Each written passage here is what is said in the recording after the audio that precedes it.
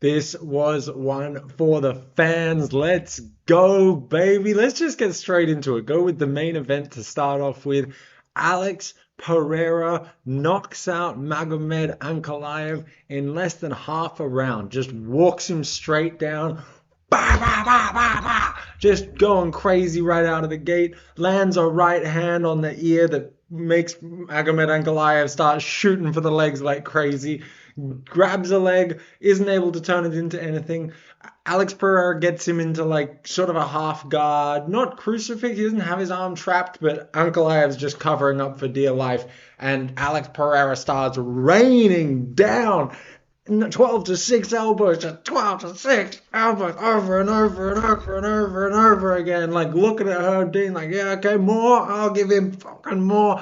And then just breaks him. Breaks him with 12 to 6 elbows. John Jones must be looking at that fight going, how do I have a loss on my record to Matt Hamill for 12 to 6 elbows when I watch Alex Pereira just destroy a man with the exact same move?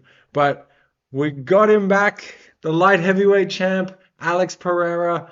I told you, 40% Pereira last time, and he still gave Ankalaev really hard work.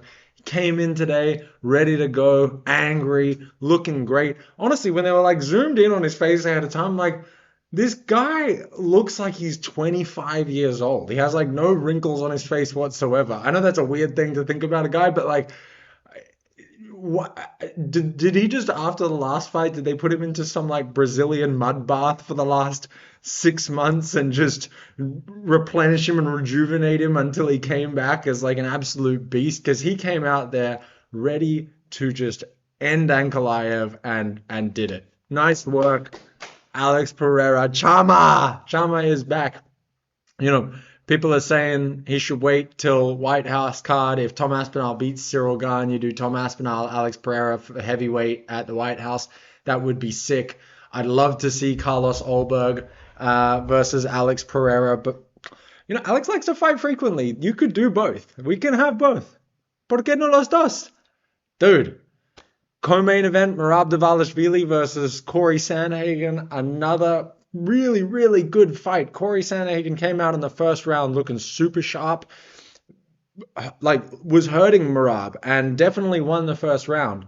Second round, Merab just comes out like crazy, pushes Sandhagen up against the fence, and they start brawling like mad until eventually Merab actually catches Cory Sandhagen. I don't know if it was with an uppercut or with, I think it was actually a similar punch to what Alex Pereira landed, like a sort of a right hook, right straight over the right overhand, I guess. And Sandhagen's flailing, going crazy, and then Merab dominates him for the rest of that round. That's a 10-8 round in most of the judges' scorecards, and I think everybody watching, it was definitely domination in round two. And then round 3, 4, 5, Cory had moments, but really it was a lot of Merab doing just a billion takedowns, lots of pressure, holding Cory Sandhagen up against the fence, throwing some knees against the thighs, stuff like that. Nothing crazy, but, you know, control, pressure, definitely won the fight. It's not the most exciting start in the world. Would have been lovely to see Cory Sandhagen somehow win with like a flying knee. He definitely did a better job than O'Malley did. Although, you know, there's O'Malley Merab, the first fight was actually very close. So I don't know. Anyway, Jiri Prochazka versus Khalil Rountree, the people's main event delivered. It actually was not as great of a fight for the first 2 rounds as I thought it was going to be. Prochazka came in like super, not timid's not the right word, but just trying to be conservative and not go crazy. And Khalil was eating him up. You know, it almost seemed like Jiri Prochazka doesn't know what to do with his footwork when he's not just going full send. And in the third round, when he's 2 rounds down, he's like, I have to come back and win this. But it was actually Khalil Rountree that came out at the start of the third round swinging for the fences. But when Jiri just turned up the aggression and they started going crazy and he put the pressure on Khalil, Khalil really wasn't able to handle it. His eye got swollen up shut by a jab. He was just taking a ton of damage, a lot of knees. It looked like he was starting to break. And then Yuri lands this left hook, like sort of a trademark Alex Pereira left hook that Khalil was out cold. Hits the canvas. It's over. Round three KO for Khalil.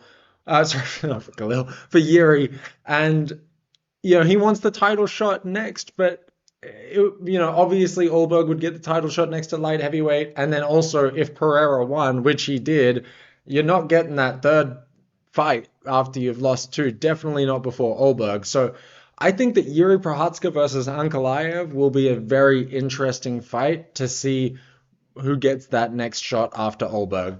The only fight I got wrong on the main card was Josh Emmett versus Youseff Zalal. I did feel like this one was honestly a bit of a coin flip. I just felt like when I looked at Zalal's record, he had, he was on a good streak, but he hadn't really fought any of the top level competition. And when he had fought the top level competition in the past, he'd always lost.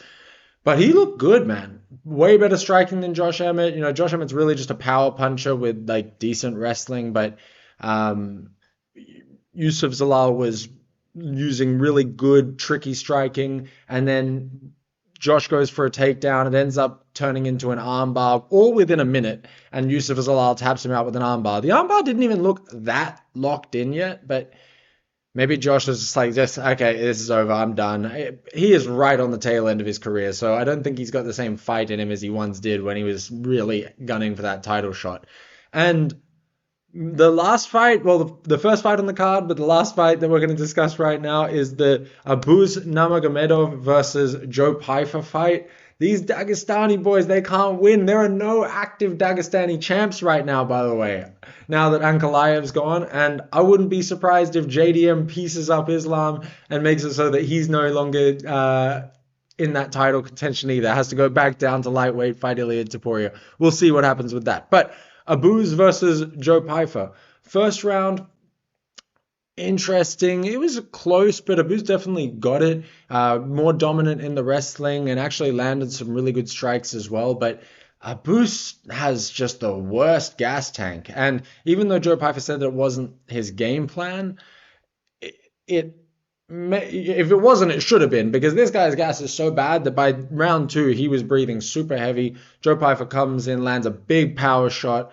drops Abuz, and then just ends up getting on top, getting mount, grabbing that arm triangle choke. Isn't able to get the arm triangle choke, but as Abuz is trying to get out of it, he takes his back and gets the rear naked choke. And honestly, it's one of those give up chokes.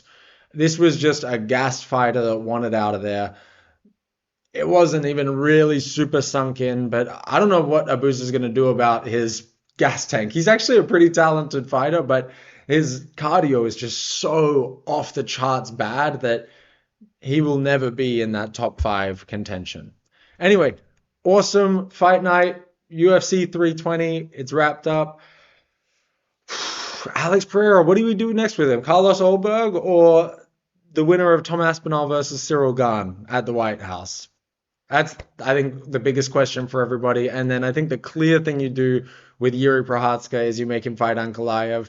And then the only other question I have is, what is next for Merab? He says Peter Yan, and that's the only thing that sort of makes sense. But I watched their fight again recently, and that was not even close, man. That was 50-45, and just domination from start to finish from Merab. Crazy, frenetic pace of just takedown, takedown, takedown, takedown. And Merab's only getting better. I'm sure Peter Yan is getting better as well, and now that he's been in there, maybe he can make some adjustments. But I mean, the next opportunity for Merab is to have a rematch with a guy that he 50-45'd. He's clean through the division. He's the bantamweight GOAT. That's all there is to it.